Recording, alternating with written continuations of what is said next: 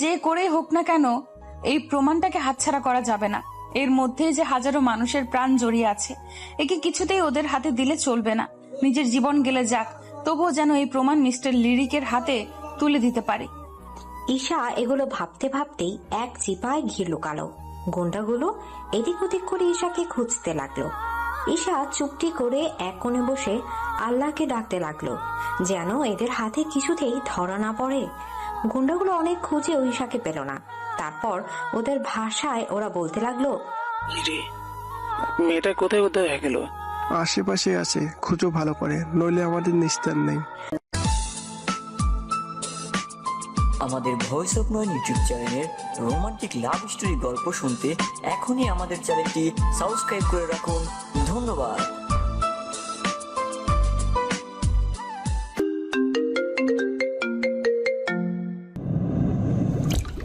বলে ওরা অন্যদিকে চলে গেল। ঈশা হাফ ছেড়ে বাঁচলো। গুন্ডাগুলো চলে যেতেই ঈশা বেরিয়ে আসলো। কিছু দূর হাঁটতেই পেছনে তাকিয়ে দেখলো আবার সেই গুন্ডাগুলো তার পেছনে আসছে। এতে ঈশার বুঝতে বাকি রইল না এটা ওদের ঈশাকে ধরার একটা ফাঁদ ছিল, আর ঈশা সেটা না বুঝে তাদের ফাঁদে পা দিয়েছে।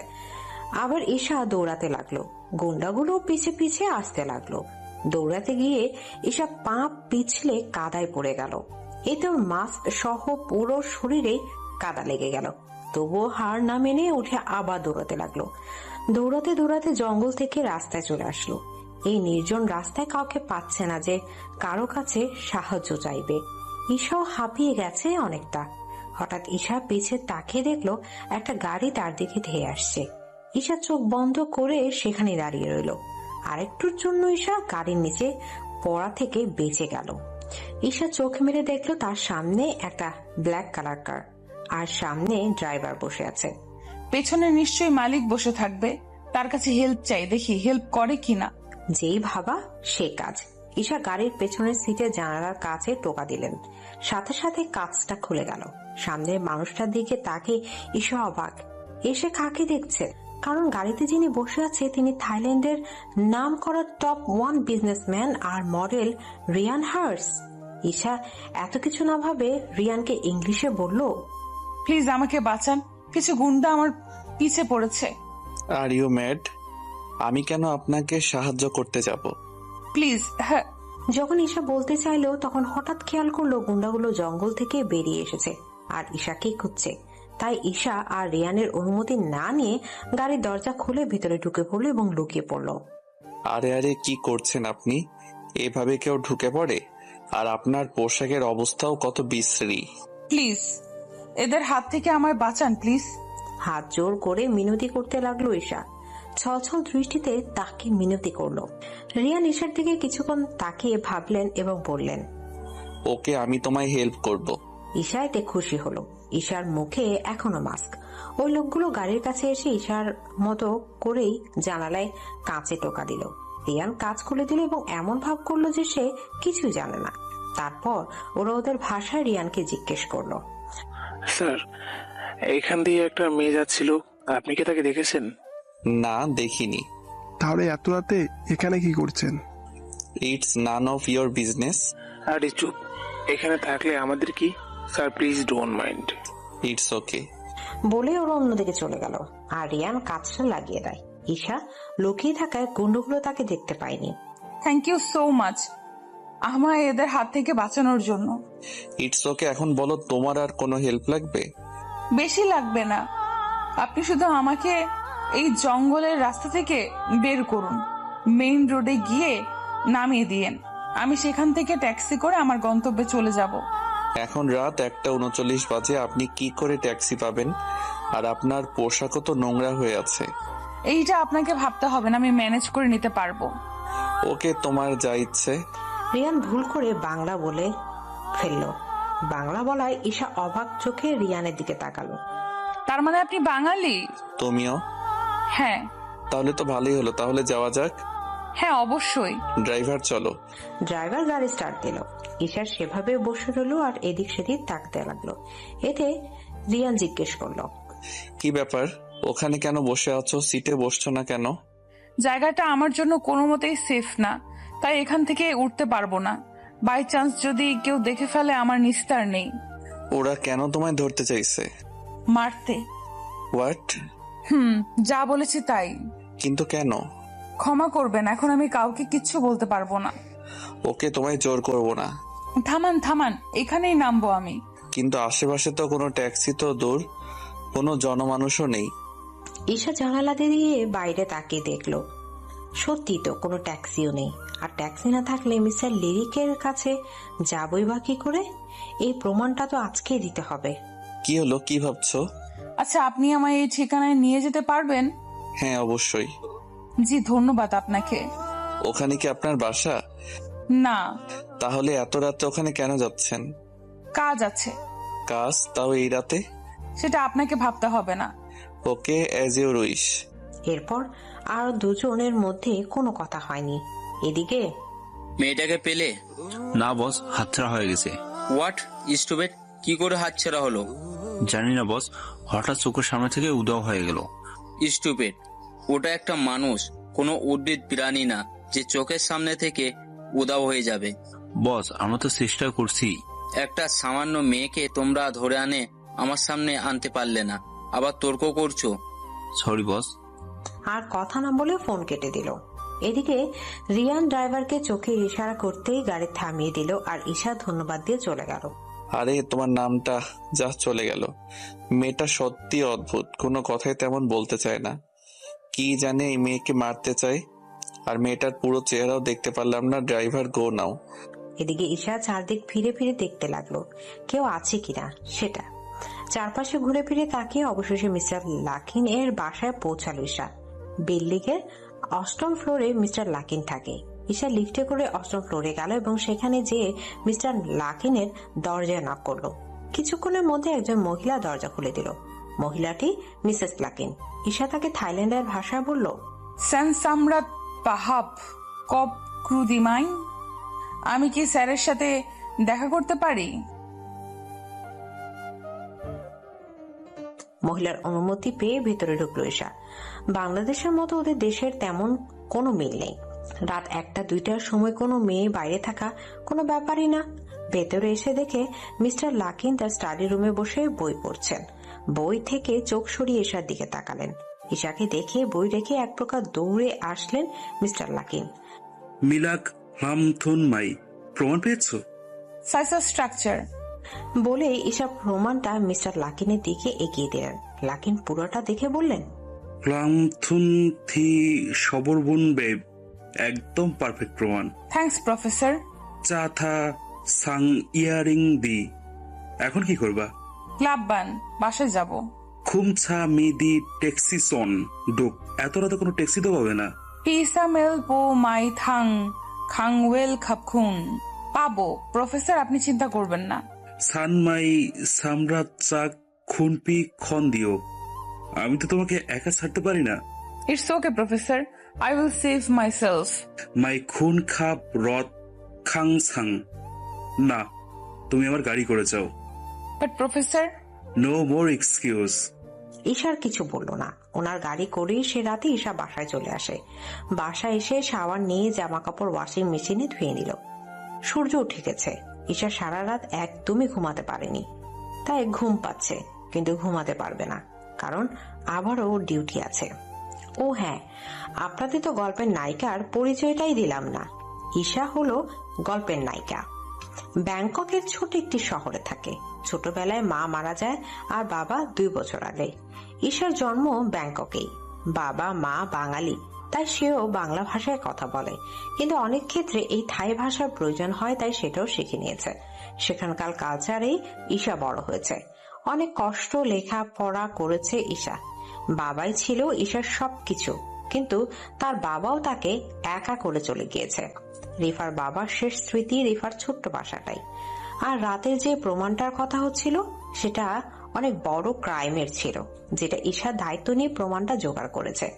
এরপর দেখতে থাকুন, সব বলে দিলে হবে না তো। ঈশা ছোট একটা জব করে। ঈশা রাধার সময় পায়নি, তাই কোনো রকম কাপ নুডলস খেয়ে রেস্টুরেন্টে চলে আসে।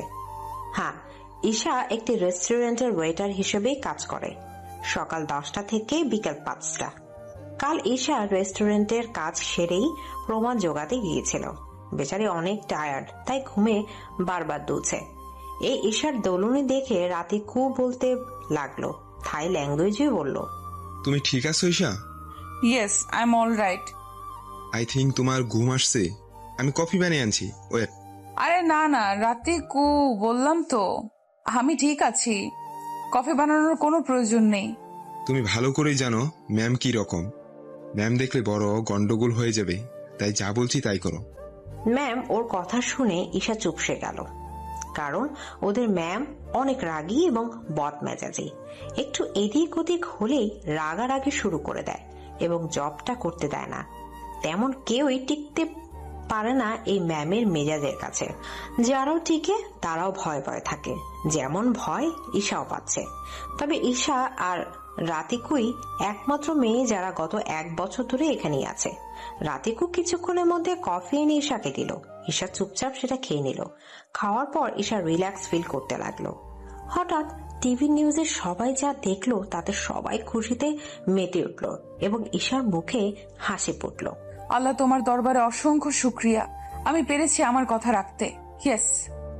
টিভিতে নিউজে বলল, এতদিনে দেশবাসী যে আতঙ্কে ছিল সেটা থেকে এখন সবাই মুক্ত, কারণ যে আমাদের ধ্বংস করতে চেয়েছিল সেই আতঙ্কবাদীর সকল প্রমাণ সহ পুলিশের হাতে গ্রেপ্তার হয়েছে এবং আদালত তাকে তার কুকর্মের জন্য ফাঁসির রায় দিয়েছে।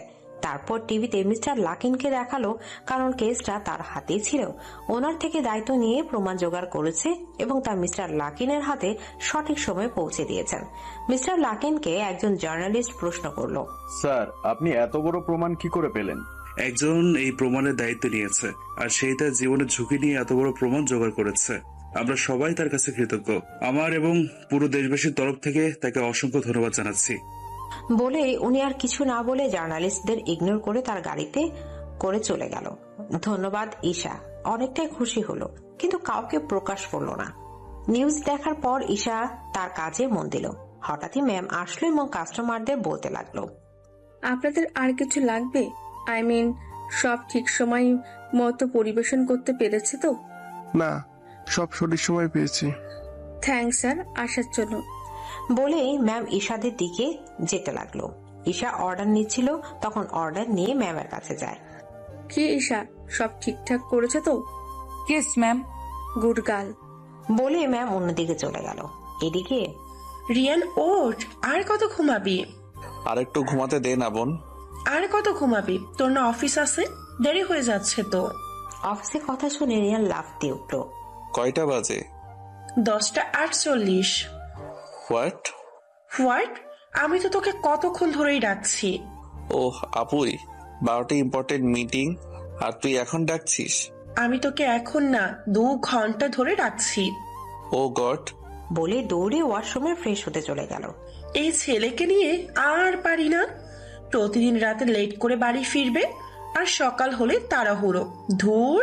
এদিকে বলে রায়না সার্ভেন্ট দিয়ে রুম গুছিয়ে নিল। রিয়ান ফ্রেশ হয়ে নাস্তা করে অফিসে চলে গেল।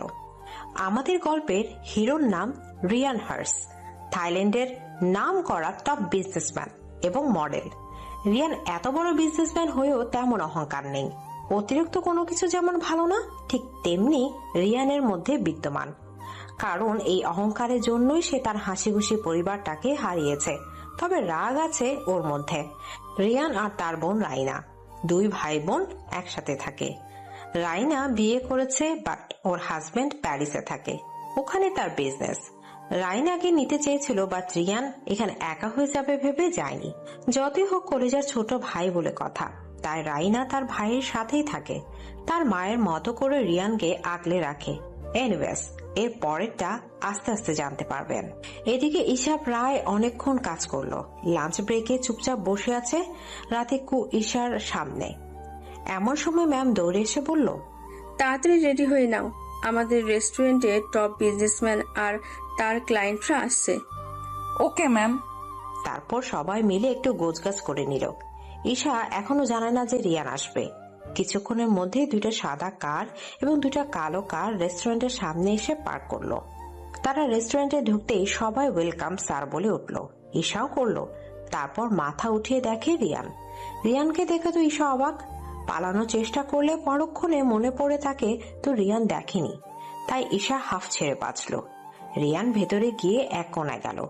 বডিগার্ডসরা চেয়ার চেনে দিতে রিয়ান এবং তার ক্লায়েন্ট বসে পড়ল। ক্লায়েন্ট রিয়ানকে ইংলিশে জিজ্ঞেস করলো, মিস্টার হার্স, এই রেস্টুরেন্টটা কি আপনার? না, আমার আন্ডারে আছে, কিন্তু এর মালিক অন্য কেউ। ও, তা ডিলের ব্যাপারে ডিসকাস করা শুরু করি। ইয়া, শিওর। তারপর দুজন আলোচনা করতে লাগলো। ঈশা একটু দূরে কাজ করছিল, তখন ঈশার কাছে একজন বডিগার্ড আসলো। 2 কাপ কফি পাঠিয়ে দেন। Okay sir. বডিগার্ড চলে গেলে ঈশা তাড়াতাড়ি করে কফি বানিয়ে রাতিকুকে ধরিয়ে দিল। রাতিকু অবাক হয়ে বলল, আমাকে ধরিয়ে দিলে কেন? কারণ কফিটা ওনাদের তুমি দিয়ে আসবে। পাগল নাকি? এখানে আমার অনেক কাজ আছে, এগুলো ফেলে যেতে পারবো না। আমি এদিকটা সামলে নিতে পারবো, তুমি যাও। কেন? ম্যাম আমায় কাজটা দিয়েছে, এখন যদি এসে দেখে আমার জায়গায় তুমি কাজটা করছো তাহলে আমার চাকরি শেষ। না বাবা, তুমি যাও, আমি আমার চাকরি হারাতে পারবো না। ঈশা এবার কি করবে বুঝতে না পেরে শেষে বাধ্য হয়ে কফিটা নিয়ে রিয়ানের সামনে গেল। রিয়ান না তাকিয়ে বলল, এখানে রাখো। Okay sir. ঈশার কণ্ঠ শুনে রিয়ান ঈশার দিকে তাকালো ভ্রু কুঁচকে। তারপর গভীর দৃষ্টিতে ঈশার চোখ আর চেহারাটা দেখল। ঈশাকে দেখে রিয়ান মুগ্ধ হয়ে গেল। Mister hertz. ঈশা তাড়াতাড়ি সেখান থেকে কেটে পড়ল। বলুন। তা ডিল ফাইনাল তো? Yeah, of course. Thanks mister Hurst. It's my pleasure. তা আমি এখন যাই? হ্যাঁ, অবশ্যই। তারপর ক্লায়েন্ট চলে গেল আর রিয়ান সেখানে বসে বসে ভাবছে ঈশার কথা। তৎক্ষণাৎ তার মনে পড়ে গেল কাল রাতে মেয়েটার মানে ঈশার কথা। ওয়েট, কাল রাতের মেয়েটার কণ্ঠ আর এই মেয়েটার কণ্ঠ তো প্রায় একই, আর চোখগুলো তো তেমনই। তার মানে কি কালকে রাতের মেয়েটাই এই মেয়ে? এসব ভাবছিল আর তখনই রিয়ানের বডিগার্ড জেফ বলে, স্যার যাবেন না? আগে আমার কথা মন দিয়ে শোনো। ইয়েস স্যার, বলুন। যে মেয়েটা আমাদের কফি দিয়ে গেল সেই মেয়েটার সকল ইনফরমেশন আমার চাই। Okay sir. নাও চলো। এদিকে ঈশা দৌড়ে কিচেনে এসে হাঁপাতে লাগলো। ঈশা দৌড়ানো দেখে রাতিকে অবাক হয়ে বলল, কি হলো, এভাবে দৌড়ে আসলে কেন? এমনি। ও। তারপর ওরাও লাঞ্চ করে আবার কাজ শুরু করলো। এদিকে, হ্যালো আঙ্কেল, কেমন আছেন? জি ভালো বাবা, তুমি? হ্যাঁ ভালো। তা শুনলাম কেস নাকি কমপ্লিট হয়েছে? হ্যাঁ, একটা মেয়ের জন্যই পেরেছি, নইলে ওই ক্রিমিনালকে ধরা জাস্ট ইম্পসিবল ছিল। মেয়েটা কে আঙ্কেল? আমিও তাকে দেখতে চাই। সামনে পার্টিতে দেখে নিও। আচ্ছা আঙ্কেল, আমি এখন রাখছি, একটু ইম্পর্টেন্ট কাজ আছে। আচ্ছা, ভালো থেকো। বাই। তারপর রিয়ান ফোন কেটে দিল। তখনই রিয়ানের কাছে জেফ আসে। স্যার, মেয়েটা সম্পর্কে ইনফরমেশন পেয়েছি। তা বলো, মেয়েটার পরিচয় কি? ওর নাম ঈশা, এই শহরেই আছে, বাবা মা নেই, একাই থাকে। ও একটা রেস্টুরেন্টে জব করে গত 1 বছর ধরে। ও আচ্ছা, আর কিছু করে না? নো স্যার, এইটুকুই। তবে মেয়েটা বাঙালি। সেটা আমিও জানি। কি করে স্যার? সেটা তোমার জানা লাগবে না, তুমি এখন যাও। Okay sir. এদিকে বলেই জেফ চলে গেল। তার মনে মনে হাসছে। ঈশা, বাজিয়ে দিলে মনের গিটার। আই থিঙ্ক তোমাকে পছন্দ করে ফেলেছি ভেবে মুচকি হাসলো। বিকাল 5টায় কিছু খাবার কিনে বাসা চলে আসলো ঈশা। তারপর শাওয়ার নিয়ে খেয়ে নিল। 7টার দিকে ঘুমিয়ে গেল এত ধকল যাওয়ায়। পরদিন ঈশার সময় মতো উঠে আবার রেস্টুরেন্টে চলে গেল। রিয়ানেরও কাজের চাপ বেড়ে যায়, তা সে আর ঈশানের সাথে দেখা করতে পারেনি। কিন্তু প্রতি মুহূর্তে রিয়ানের ঈশার কথা মনে পড়ছে, ভুলতে গেলেও পারে না। এভাবে প্রায় 10 দিন কেটে যায়। রিয়ানের চাপও কমেছে, তার ডিল সম্পূর্ণভাবে সাকসেসফুল। ও আপু, আমি এবার 1000 কোটি টাকার ডিলে সাকসেসফুল হয়েছি। আই এম সো হ্যাপি আপু। কংগ্রেচুলেশনস ভাই, আমিও খুব খুশি হয়েছি। আচ্ছা, আমার জরুরি কাজ আছে আপু, আমি যাই। কেমন? কি কাজ? ওই এমনি, আমি গেলাম, বাই। Okay bye. তারপর রিয়ান বেরিয়ে পড়লো। গাড়িতে যে উঠতে যাবে অমনি রিয়ানের ফোন বেজে উঠলো। রিয়ান বিরক্ত হয়ে ফোন হাতে নিয়ে দেখলো লিজা কল করেছে। এতে তো রিয়ান অনেকটাই বিরক্ত হয়ে যায়। লিজা রিয়ানের কলেজ ফ্রেন্ড, কলেজ থেকে রিয়ানের জন্য পাগল, রিয়ানের জন্য অনেক পাগলামি করে এবং এটাও পাবলিককে বলে বেড়ায় যে সে নাকি রিয়ানের গার্লফ্রেন্ড। আর বিয়েও করবে। রিয়ান এসবে অনেকটা বিরক্ত ছিল, তাই সে একদিন রেগে বলেছিল পাবলিককে, একজন বলছে বলে সত্যি সে আমার ওয়াইফ? আমি কি কখনো নিজের মুখে বলেছি যে সে আমার গার্লফ্রেন্ড বা ওয়াইফ? তাহলে বলবেন কেন? আপনাদের তো মনে হয় রাস্তার পাগল এসে কিছু বললে তাকেও বিশ্বাস করে নেবেন। হ্যাঁ, এসব ফেক নিউজ না ছাপিয়ে প্রমাণ সহ ভালো নিউজ ছাপান, কাজে দিবে। সেদিন লিজাকে অনেক অপমান করেছে এবং বলেছে যেন কোনো যোগাযোগ না রাখে তার সাথে। পরিশেষে লিজা সুইসাইড করার হুমকি দিল, তাই রিয়ানও আর কিছু করতে পারেনি। রিয়ান হাজার বিরক্তি নিয়ে ফোন রিসিভ করলো। বেবি, তোমায় আমি আগেও বলেছি, এখনো বলছি, ডোন্ট কল মি বেবি। আহ, এত কথায় কথায় রাগ করো কেন বলো তো? আচ্ছা বাদ দাও, আমি তোমার সাথে দেখা করব। ইস, কতদিন তোমায় দেখিনি। আমার কাজ আছে, দেখা করতে পারবো না। ওহ বেবি, প্লিজ আসো না। বললাম না কাজ আছে, ডোন্ট ডিস্টার্ব মি। আমি কোনো কথা শুনছি না, তুমি আসবা মানে আসবা। ইটস ফাইনাল, অ্যাড্রেস পাঠিয়ে দিচ্ছি, বাই। বলে রিয়ানকে কিছু বলার সুযোগ না দিয়ে কল কেটে দেয়। রিয়ানও ডোন্ট কেয়ার ভাব নিয়ে গাড়িতে উঠে পড়ে ঈশার সাথে দেখা করবে বলে। মেসেজের টোন বাজলেও সিন করার প্রয়োজন বোধ করেনি রিয়ান। সে যে তার ঈশার সাথে আজ দেখা করবেই করবে। কিছুক্ষণের মধ্যে রিয়ান ঈশার রেস্টুরেন্টের সামনে চলে আসে। রেস্টুরেন্টে ঢুকতেই ভেতরে থাকা সব মেয়েরা চিল্লিয়ে উঠল। এর মাঝে রিয়ান ঈশাকে দেখতে পেল। ঈশা তখন এক কাস্টমারের অর্ডার নিয়েছিল। রিয়ান খেয়াল করলো ঈশা তার দিকে অবাক হয়ে তাকিয়ে আছে, হয়তো আশা করেনি রিয়ান আসবে। রিয়ান মুচকি হেসে ঈশার দিকে এগোতে নিতেই কোথা থেকে লিজা এসে জড়িয়ে ধরলো। লিজাকে এখানে দেখে রিয়ান অবাক। ওহ বেবি, তুমি আমায় এতটা মিস করো যে আমার বলার সাথে সাথেই চলে আসলে। How cute. রিয়ান রেগে লিজার থেকে নিজেকে ছাড়িয়ে বলল, গো টু হেল স্টুপিড। এদিকে বলে রেস্টুরেন্টের এক কর্নারে গিয়ে বসলো। লিজাও রিয়ানের পিছু পিছু গিয়ে রিয়ানের সামনে বসলো। রিয়ানের মন চাচ্ছে সকালের সামনে লিজাকে কয়েকটা চড় লাগিয়ে দিতে। Waiter. Yes ma'am. Waiter, 2 cup cold coffee please. Okay ma'am. বলে ঈশা চলে গেল আর রিয়ান ঈশার যাওয়ার পানে তাকিয়ে রইল। এদিকে লিজা সে কখন থেকে বকবক করে যাচ্ছে, কিন্তু রিয়ানের কোনো হুঁশ নেই। থাকবে কি করে, সে তো তার ঈশাকে দেখতেই ব্যস্ত। ঈশা কিছুক্ষণের মধ্যে কফি বানিয়ে রিয়ানদের দিকে আসতে নিচ্ছিল। তখনই কয়েকজন ড্রাঙ্ক করা গুন্ডা ঈশার সামনে এসে দাঁড়ালো। এতে রিয়ান রেগে লাল হয়ে যায়। ঈশা অনেকটা বিরক্ত হয়ে বলে, what the hell, leave me alone. Why, baby? You always for you. তখনই লিজার কল আসে, তাই সে কথা বলতে অন্য সাইডে চলে যায়। Shut up and get lost from here. No, you want you, baby. এদিকে বলেই ঈশার দিকে এগোচ্ছিল, অমনি রিয়ান ঈশার সামনে এসে দাঁড়ালো। Don't disturb her, otherwise. বলে রিয়ান ছেলেগুলোকে বাইরের দিকে ইশারা করলো। ছেলেগুলো বাইরে তাকালো এবং দেখলো বাইরে পুলিশ। পুলিশ দেখে ছেলেগুলো ঢোক গিলে সেখান থেকে কেটে পড়লো। রিয়ান পিছে ঘুরে ঈশাকে জিজ্ঞেস করলো, are you okay? Yeah, thank you sir. এই, তুমি এই ওয়েটার সাথে কি করছো? Liza, behave yourself. Okay okay, now চলো কফিটা শেষ করি। এমন সময় রিয়ানের কল আসলো। Yes, oh I am really sorry, I forget. Okay wait, I am coming. বলেই ফোন কেটে দিল রিয়ান। সরি লিজা, আমার যেতে হবে আর্জেন্ট। ওকে। তারপর রিয়ান বিল পে করে চলে গেল, কিন্তু রিয়ান তার একটা ব্যাগ রেখে যায়। ঈশা ব্যাগটা দেখতেই সাথে সাথে রিয়ানকে পেছন থেকে ডাকে, কিন্তু রিয়ান এতটাই তাড়াহুড়ো ছিল যে ঈশার ডাক শুনতে পায়নি। ঈশা রিয়ানের কিছু পিছু নিল রিয়ানকে ব্যাগটা দেওয়ার জন্য। রিয়ান গাড়ি করে যায়, তাই ঈশাও ট্যাক্সি করে রিয়ানের পিছু নিতে থাকে। পিছু নিতে নিতে ঈশা একটি বড় শুটিং ক্লাবে ঢুকে পড়লো। বারবার শুনুন শুনুন করে পেছন থেকে ডাকছে, কিন্তু রিয়ান কিছুতেই শুনছে না। ঈশা রিয়ানের পিছু নিতে নিতে একটা শুটিং প্যানেলে চলে আসলো। যে রিয়ানের কাঁধে হাত রাখবে ব্যাগটা দেওয়ার জন্য, তখনই দুইটা মেয়ে আরেকটা মধ্যবয়সী লোক ঈশার সামনে এসে দাঁড়ালো এবং ফিসফিস করে বলতে লাগলো। ঈশাকে কোনো মতেই আর রিয়ানের কাছে যেতে দিল না, আর ঈশাও রিয়ানকে হারিয়ে ফেললো। রিয়ান চেঞ্জিং রুমে চলে আসে চেঞ্জ করার জন্য। হ্যাঁ, রিয়ান একজন মডেলও, এখন তার ফটোশুট হবে, তাই সে এখানে এসেছে।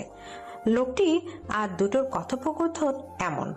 ডিরেক্টর স্যার, এই মেয়েটি পারফেক্ট আপনার ফটোশুটের জন্য। আমারও তাই মনে হচ্ছে। তো স্যার, এখন কি করা উচিত? আমাদের girl model is absent, so I think ওকে দিয়েই আমাদের কাজ চালাতে হবে। আর ইউ সিওর স্যার, এই মেয়েটি ভালোভাবে সব করতে পারবে? হ্যাঁ, আমার তো তাই মনে হচ্ছে। আর এখন কিছু করার নেই, এই ফাইলটার জন্য অনেকেই অপেক্ষা করছে। ওকে স্যার, আপনি যা বলবেন। তারপর ডিরেক্টর চলে গেল আর মেয়ে দুটো ঈশার সামনে দাঁড়িয়ে রইল। ম্যাম, আসুন আমাদের সাথে। কোথায় যাব? আপনি আমাদের নেক্সট ফটোশুটের জন্য সিলেক্ট হয়েছেন। কিন্তু আমি তো কোনো অ্যাপয়েন্টমেন্ট দেইনি, তাহলে কি করে সিলেক্ট হলাম? আমাদের ডিরেক্টর আপনাকে পছন্দ করে সিলেক্ট করেছে, কোনো অ্যাপয়েন্টমেন্ট নয়। আমি ফটোশুট করতে চাই না, সরি। আমি তো রাজি হয়েছে। আরে আরে, আমি কখন? নিয়ে চল। আরে আমার কথা তো শুনুন। কে শুনে কার কথা? মেয়ে দুটো ঈশাকে জোর করে চেঞ্জিং রুমে নিয়ে গেল। এদিকে চেঞ্জিং রুমে নিয়ে গিয়ে ঈশাকে জোর করে ড্রেস পরালো। ঈশা তো সেই কখন থেকে বলছে আমি রিয়ান স্যারের সাথে দেখা করব, কিন্তু মেয়ে দুটো বলছে আপনি আগে রেডি হয়ে নিন। ঈশাকে জোর করে মেকআপ আর্টিস্টের কাছে নিয়ে গেল।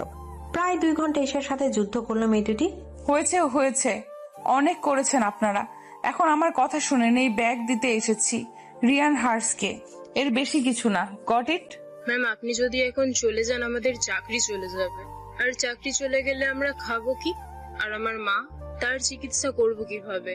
তাই ম্যাম প্লিজ আমাদের কথা ভেবে এইটুকু উপকার করুন, প্লিজ ম্যাম, প্লিজ। সত্যিই তো ওদের পরিবার আছে, ওদের পরিবারে হাসি ফোটাতে হয় দিনরাত অক্লান্ত পরিশ্রম করে। আমার জন্য ওদের পরিবারের খুশিটা কি করে ছিনিয়ে নিতে পারি? না, এটা কোনো মতেই সম্ভব না। ওকে, আমি তোমাদের কথা রাখবো। সত্যি ম্যাম? হ্যাঁ। এখন বলো আমায় কি করতে হবে? আসুন আমাদের সাথে। ওকে, তো তোমাদের নামই তো জানা হলো না। আমি রত্না আর ও পিহা। ও, আপনার নামও তো জানা হলো না। ও হ্যাঁ, আমি Isha. So cute name. Thanks Piha. এদিকে ও ডিরেক্টর স্যার, আর কতক্ষণ ওয়েট করব?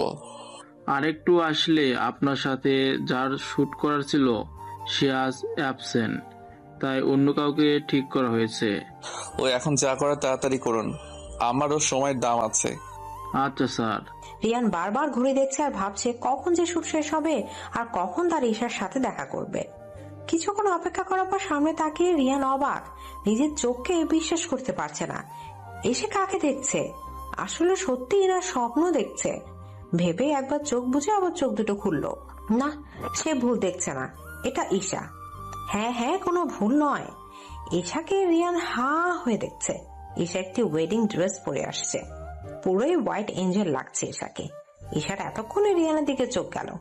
রিয়ানকে দেখে ঈশা অবাক, তবুও কিছু প্রকাশ করতে পারছে না। তারপর ঈশাকে রিয়ানের পাশে দাঁড় করায়। রিয়ান আস্তে আস্তে জিজ্ঞেস করলো, তুমি এখানে কি করছো? নাচছি। আপনার কোনো সমস্যা? কই নাচছো? আমি তো দেখছি তুমি দিব্যি দাঁড়িয়ে আছো। তাহলে জিজ্ঞেস করছেন কেন? কে যেন বলেছিল বাঙালি মেয়েরা ঝগড়াটে হয়, এখন তো দেখছি তাকে নোবেল দেওয়া উচিত। ঈশা চরম রেগে রিয়ানকে জোরে চিমটি দিল। এতে রিয়ান লাফিয়ে উঠল। রিয়ানের লাফানো দেখে ডিরেক্টর উত্তেজিত হয়ে বলল, কি হলো মিস্টার হাস, এনি প্রবলেম? না, তেমন কিছু না, মনে হয় পিঁপড়া কামড়িয়েছে। আপনাদের যা করার তাড়াতাড়ি শুরু করুন। স্যার, ম্যাম এভাবে পোজ দিন। ওকে তো ডার্লিং, পারবে তো? Mind your language mister hearts. Okay okay. তার ফটোগ্রাফার ঈশাকে বলল রিয়ানের কাঁধে হাত রাখতে বলে, আর রিয়ানকে বলে ঈশার কোমরে হাত দিতে। এটা শুনে ঈশা শরীর দিয়ে কেমন যেন শীতল হাওয়া বয়ে গেল। রিয়ান মুচকি হেসে ঈশার কোমরে হাত দিল। এতে ঈশা কেঁপে উঠে আর রিয়ান হাসে। কি হলো, আমার কাঁধে হাত দাও। ঈশা আস্তে আস্তে চোখ মেলে মাথা নাড়ালো আর কাঁপা কাঁপা হাতে রিয়ানের কাঁধে হাত রাখলো। দুজন দুজনের অনেকটাই কাছে। ঈশা ভারী ভারী নিঃশ্বাস ফেলছে, কারণ এই প্রথম কোনো ছেলের এত কাছে সে। ঈশার এমন নিঃশ্বাস নেওয়াটা রিয়ানের খুব ভালো লাগছে। ফটোগ্রাফার পিক তুলছে, পিয়া আর রত্না ডিরেক্টরকে বলছে, দেখেছেন স্যার কত কিউট কাপল? হ্যাঁ, তা তো দেখতেই পারছি। স্যার, আপনার পছন্দ আছে বলতে হবে। নাও নেক্সট শুটের পালা। তারপর রিয়ান আর ঈশা আরো কিছু শুট করে। শুট করতে করতে প্রায় সন্ধ্যা হয়ে যায়। শুট শেষ হতেই ঈশা চেঞ্জিং রুমে চলে যায় চেঞ্জ করতে। চেঞ্জ সেরে বাইরে এসে দেখে রত্না আর পিহা ঈশার জন্য অপেক্ষা করছে। রত্না মুচকি হেসে বলল, থ্যাঙ্কস ম্যাম, আমাদের কথা রাখার জন্য। আপনি সত্যি আমাদের আজ অনেক বড় উপকার করেছেন। এটা কোনো ব্যাপার না, তোমাদের জন্য করতে পেরে আমি অত্যন্ত খুশি। আচ্ছা এখন আমি যাই, কেমন? আবার পরে কথা হবে। আচ্ছা ম্যাম, সাবধানে যাবেন। আর এই নিন রিয়ান স্যারের ব্যাগ। ওকে থ্যাঙ্কস, আমি এখন যাই, কেমন? আল্লাহ হাফেজ। ম্যাম আল্লাহ হাফেজ মানে কি?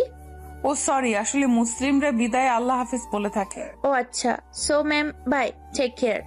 By you too. তারপর ঈশা চেঞ্জিং রুম থেকে বেরিয়ে গেল।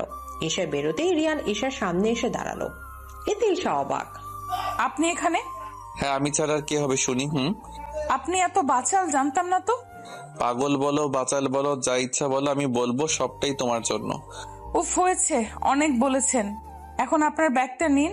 আপনার এই ব্যাগ আজ আমায় অনেক ঝামেলায় ফেলেছে। ও আচ্ছা, তুমি আমায় ব্যাগটা দিতে এসেই ফেসেছো? বাহ ব্যাগ, তুই যদি মানুষ হতি তাহলে আমার সবকিছু তোরে দিয়ে দিতাম। এক্সকিউজ মি, আপনি কি তার ছিলেন নাকি? হ্যাঁ, তোমার জন্যই। উফ, সেই কখন থেকে তোমার জন্য শুরু করেছেন? কি প্রবলেমটা কি আপনার একটু বলতে পারেন? Cause I love you. মজা নিচ্ছেন? একদমই না। Do you love me? No, I don't. Oh come on, মিথ্যা বলিও না please. I know love me. আমার এত ইচ্ছা নেই মিথ্যা বলার। ওকে এখন সরেন, আমি বাসায় যাব। আহা, এত তারা কিসে? চলো আমি তোমায় ড্রপ করে দেই। নো থ্যাঙ্কস, আমি একাই যেতে পারবো। পাগল নাকি? এত রাতে তোমায় একা ছাড়বো? মাত্র 8টা বাজে। রাত কোথায়? আমার কাছে রাতই লাগছে, তাও অনেক রাত। হ্যাঁ, পথ ছাড়ুন বলছি। আমার সাথে যাবা মানে যাবাই। কখনো না। বলে রিয়ানকে ধাক্কা দিয়ে ঈশা পালাতে নিল। অমনি রিয়ান হাত ধরে ফেললো আর ঈশা রিয়ানের হাত থেকে ছাড়া পাওয়ার জন্য মুচড়ি করছে। আপনার সাহস কি করে হলো আমার হাত ধরার? আমার সাথে যাবে তাই? কখনো না। তাহলে আমিও ছাড়ছি না। আরে ডিরেক্টর স্যার, কিছু বলবেন? ডিরেক্টরের কথা শুনে রিয়ান ঈশার হাত ছেড়ে পিছে তাকালো, কিন্তু ডিরেক্টর নেই। আর ঈশা এই ফাঁকে পালালো। রিয়ান রেগে যে ঈশাকে বকতে যাবে, দেখে ঈশা গায়েব। রিয়ান তো সেখানে দাঁড়িয়েই হাসছে। এই মেয়ে তো হেব্বি চালাক। তবে আর কতক্ষণ পালিয়ে পালিয়ে বেড়াতে পারো সেটা আমিও দেখে নিব। বলে আবার হাসতে লাগলো। ঈশা ট্যাক্সি থেকে নেমে বাসা যাওয়ার জন্য হাঁটছে। এই রাস্তায় ট্যাক্সি চলাচল নিষেধ, শুধু নিজেদের গাড়ি ঢুকতে পারবে। আর ঈশার নিজের গাড়ি নেই, তাই হেঁটেই যায়। হেঁটে যাচ্ছিল তখনই ঈশা গুলির শব্দ শুনতে পায়। আওয়াজটা আসছিল একটা ভাঙা ফ্যাক্টরি থেকে। এখানে কেউ থাকে না, গভর্নমেন্ট থেকে এটা ভাঙছে। গুলির শব্দ পেতে ঈশা মুখে মাস্ক পরে নিল আর হাতে গ্লাভস। তারপর খুব সাবধানে ফ্যাক্টরিটাতে ঢুকলো, কিন্তু ঈশা কাউকেই পেল না। কিন্তু দেখতে পেল একজন লোক মাটিতে কাতরাচ্ছে। ঈশা দৌড়ে লোকটার কাছে গেল। লোকটাকে হাড় বরাবর গুলি করেছে। ঈশা লোকটির মাথা নিজের কোলে রেখে বলতে লাগলো, আপনাকে কে মেরেছে? লোকটি শেষ নিঃশ্বাস ত্যাগ করলো। ঈশা নিশ্চিত হয়ে পড়লো আর তার অনেক খারাপ লাগছে এটা ভেবে যে ঈশার সামনে একটা মানুষ ধুকে ধুকে মরল। কিন্তু ঈশা কিছুই করতে পারলো না। ঈশা তারপর কিছু না ভেবে আবার আড়ালে চলে গেল, কারণ যারা খুনি তারা যে কোনো সময় এসে চেকও করতে পারে। আড়ালে থেকে ঈশা মিস্টার লাকিনকে কল দিল। হ্যাঁ ঈশা, কেমন আছো? স্যার এখন এগুলো বলার সময় নেই, এখানে অনেক বড় সমস্যা হয়ে গেছে। কেন, কি হয়েছে? তারপর ঈশা প্রথম থেকে শেষ পর্যন্ত সবটা খুলে বলল। মিস্টার লাকিন সবটা শুনে কিছুক্ষণ চুপ থেকে বলতে লাগলো, আচ্ছা ঠিক আছে, দেখছি। কাল কিন্তু তোমার আরেকটা মিশন আছে, মিশন শুরু। হ্যাঁ প্রফেসর।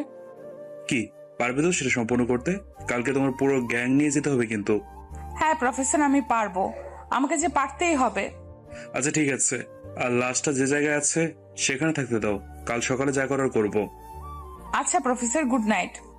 আর হ্যাঁ, অবশ্যই কিন্তু কালকে গ্যাং নিয়ে আসবা, কাল তোমার নতুন পরীক্ষা, তৈরি থেকো। হ্যাঁ স্যার, আমি সময় মতো তৈরি থাকবো। ঠিক আছে, এখন তাহলে বাসায় চলে যাও, এখানে ওখানে নিরাপদ নও তুমি। আচ্ছা প্রফেসর, কাল দেখা হচ্ছে। Good night, bye. যত কথা রাখা ছিল এই বুকে জমা, তোমাকে জানিয়ে দিলাম ও প্রিয়তমা, তোমাকে জানিয়ে দিলাম ও প্রিয়তমা। চোখ বন্ধ করে ঈশাকে অনুভব করে গানটা গাইল। গানটা যেন ঈশাকে ডেডিকেট করে করা। গান শেষ করে পেছনে তাকাতে দেখে রাইনা হাতে হাত গুজে রিয়ানের দিকে ভ্রু কুচকে তাকিয়ে আছে। কি এভাবে তাকিয়ে আছিস কেন? যে 4 বছরেও একবারও গিটার ছুঁয়ে দেখিসনি, সে আজ গিটার বাজিয়েছে, আমার সাথে গান। হাউ পসিবল ইয়ার? তুই জানলি কি করে আমি গান গেয়েছি? আমার রুম থেকেই শুনতে পেলাম। দেন এখানে এসে দেখি তুই গাচ্ছিস। প্রেমে পড়েছিস বুঝি? ও কামন প্রেম, তাও আমি ইটস নট ফেয়ার দিই। সেটা আমার ভালোই বোঝা হয়ে গেছে। কোনটা কি এখন বলবি, না তোর পিছে গোয়েন্দা লাগাবো? ওফ জি ভাই। রাইনার হাজবেন্ডকে জিভাই বলে ডাকে। ভালোই করেছে তোমাকে নেয়নি, নইলে মাথা খেয়ে ফেলতে।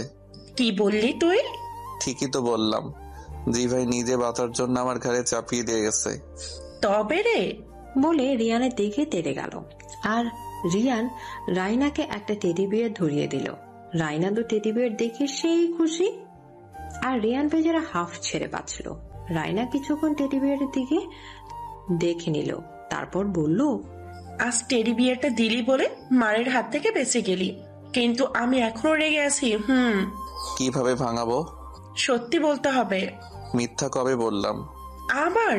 ওকে ওকে কুল, এখন বল কি বলবি? কাউকে ভালোবাসিস? তোর থেকে যেহেতু আর লুকাতে পারবো না সেহেতু বলেই দিই। অবশ্যই অবশ্যই। তাহলে আমার উত্তর হলো হ্যাঁ। Like seriously? তুই আবার ভালোবাসা? কেন ভালোবাসতে পারি না বুঝি? আচ্ছা বল কেমন দেখতে, আর নাম কি? নাম ঈশার, দেখতে কেমন সেটা না হয় পরে দেখবো। ঠিক আছে, তা মেয়েটা আই মিন ঈশা কি করে? রেস্টুরেন্টের ওয়েটার। হোয়াট? সামান্য একটা ওয়েটারের প্রেমে পড়লি তুই? জানিস ওর কাজের থেকে ওর কথাবার্তা, মায়াবী ফেস, রাগী ফেস, মানে কি বলবো, সবকিছুই আমার বদভ্যাস হয়ে দাঁড়িয়েছে। রিয়ানকে এমন আনমনা দেখে রাইনা মুখ টিপে টিপে হাসছে, আর ভেতরে অনেক খুশি হলো এটা ভেবে যে তার ভাইটা একজন ভালো বাসার মানুষ পেয়েছে। তার মায়ের মৃত্যুর পর রিয়ান গান গাওয়া ছেড়ে দিয়েছে, আর আজ সেই রিয়ান মন খুলে গান গেয়েছে। আচ্ছা অনেক বলেছিস, এখন খেয়ে ঘুমিয়ে পড়, অনেক রাত হয়ে গেছে। Okay good night. Good night বলে রাইনা চলে গেল, আর রাইনা চলে যেতেই রিয়ান লাইট বন্ধ করে ঘুমিয়ে পড়ল। এদিকে হ্যালো ম্যাম। হ্যাঁ ঈশা বলো।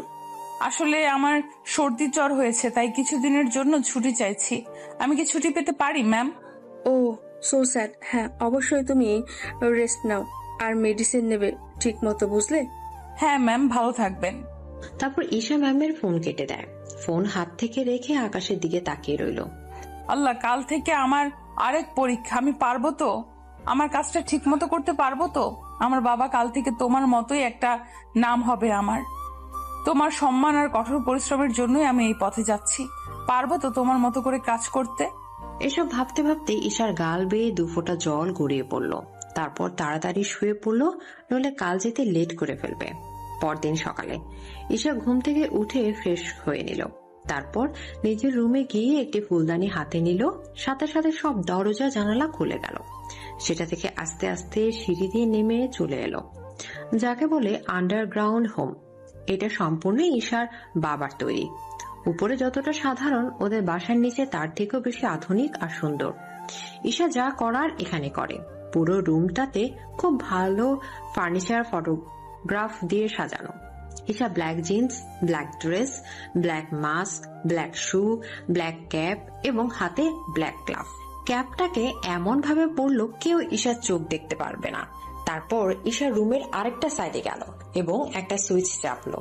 সুইচ চাপতে বেরিয়ে এলো বিভিন্ন ধরনের বন্দুক আর রাইফেল। ঈশা সেখান থেকে নিজের পছন্দ মতো একটা গান নিল। তারপর আবার সেই সুইচটা চাপলো। অমনি গান আর রাইফেল গুলো আগের মতো দেখা যায় না। গানটা নিয়ে ঈশা আরেক দিকে গেল, সেখানে একটা গাড়ি রাখা। ঈশা এমন ভাবে সেজেছে যে ঈশার ছেলে না মেয়ে, এটা কেউ বুঝতে পারবে না। ঈশা গাড়ির দিকে যেতেই একটা রিমোট চাপলো, সাথে সাথে একটা রাস্তা বেরিয়ে আসলো। ঈশা গাড়ির ড্রাইভিং সিটে বসলো, তারপর গাড়ি স্টার্ট দিল। গাড়ি আস্তে আস্তে জঙ্গলের রাস্তা দিয়ে বেরোলো। তারপর যে জায়গায় খুন হয়েছে সেই জায়গায় চলে আসলো। সেখানে অনেক মানুষজন, রিপোর্টার্স, পুলিশ, সিআইডি অফিসার্স।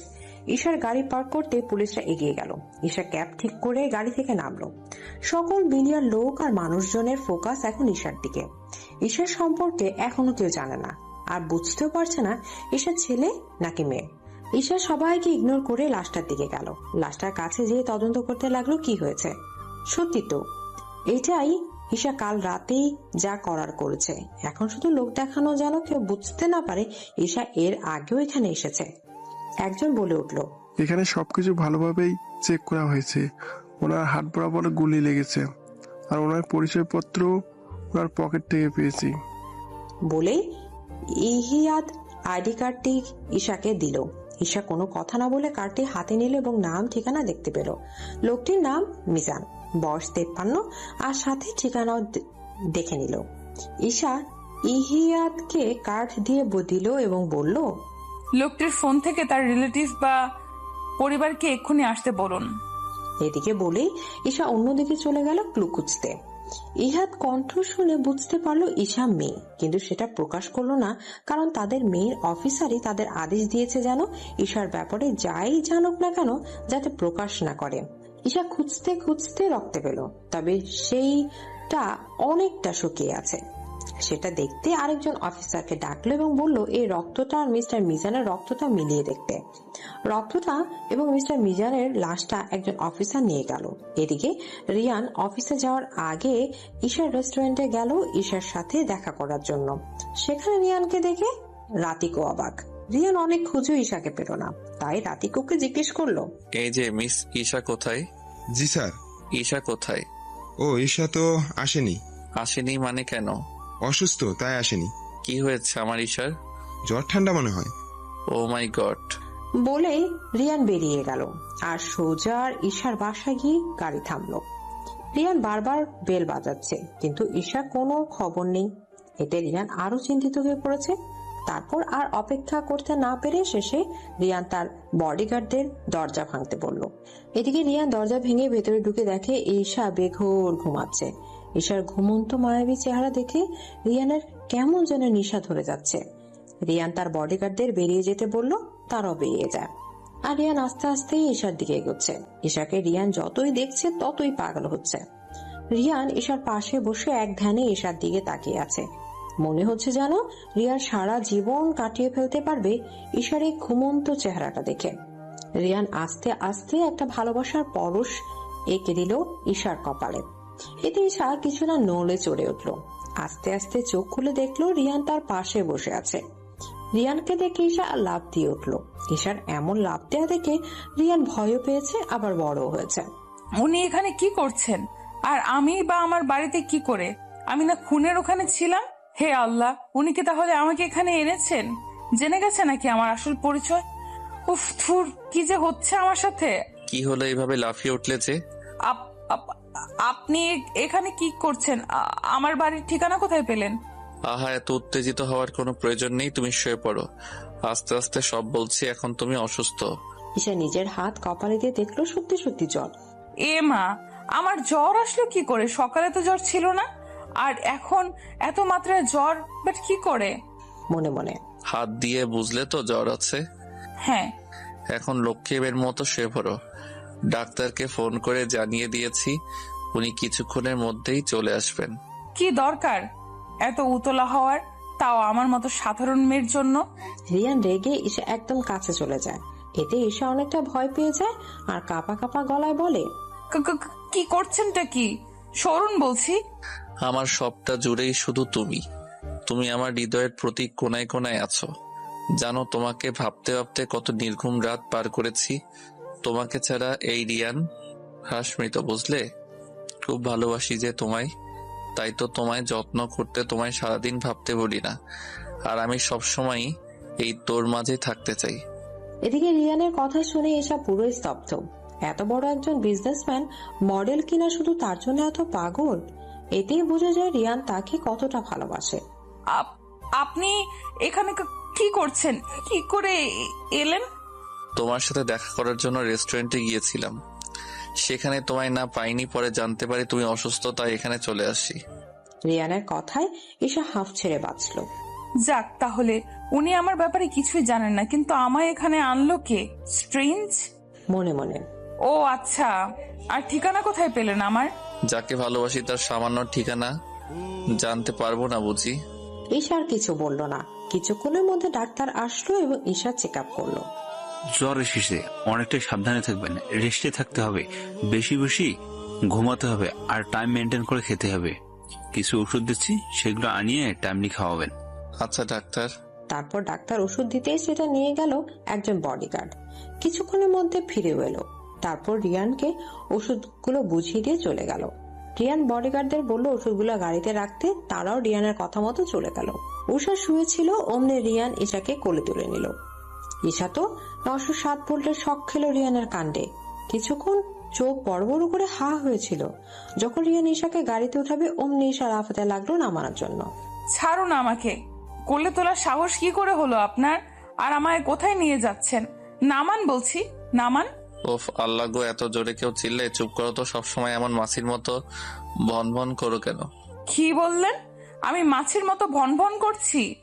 আমি যদি মাছি হই তাহলে আপনিও কাইল্লা কাক, আর কাকের মতো কা কা করে আমার মাথা খান। চুপ করবা না আছাড় মারবো। রিয়ানের কথা ঈশা ভয় পেয়ে একদম চুপ হয়ে গেল আর শক্ত করে গলা জড়িয়ে ধরলো যদি রিয়ান সত্যি সত্যি ফেলে দেয়। এই ভয়ে ঈশার কাণ্ডে রিয়ানের রাগ উধা হয়ে গেল আর জোরে জোরে হাসতে লাগলো। রিয়ানের হাসিতে ঈশা পুরো অবাক বনে গেল। কি হলো, এভাবে হাসছেন কেন? তোমার এমন বাচ্চামো দেখে। আমি আবার কোথায় বাচ্চামো করলাম? এই যে কেমন শক্ত করে গলা জড়িয়ে ধরেছো। আমি সাদে ধরিনি, আপনি যদি ফেলে দেন তাই ধরেছি। ও তাহলে আমায় ভয় পাও? ভয়? তাও আপনাকে? হাস্যকর। আপনাকে অবিশ্বাস করি, কিন্তু ভয় না, অবিশ্বাস করি। ও আচ্ছা, তাই নাকি? তাই। ভয় কাকে বলে সেটা ভালো করে বোঝাবো। বলে ঈশাকে গাড়িতে বসালো আর নিজেও ঈশার সাথে বসলো। ঈশা তো হ্যাপ দিয়ে ভয় পেয়ে গেছে আর বারবার ভয়ে ঢোক গিলছে। এটা ভেবে যদি কোথাও মেরে তাকে ফেলে দেয়। তো দেখুন, আমাকে ছাড়ুন, নইলে আমি পুলিশকে কল করব। কেন? এই যে আমাকে আপনি মেরে ফেলে দিয়ে আসবেন তাই। এদিকে ঈশার কথায় রিয়ান তো হু হু করে হাসতে লাগলো। কি হলো, আমি কি হাসির কথা বলেছি? এত হাসছেন কেন? বেচারা রিয়ান হাসির জন্যই কোথায় বলতে পারছে না, এমন অবস্থা। এতে ঈশা আরো রেগে যায়। কি হলো বলবেন না? আমি চেঁচাবো? পাগল নাকি? আমি তোমায় কেন মারতে যাব? আমি তো তোমায় আমার বাসায় নিয়ে যাচ্ছি।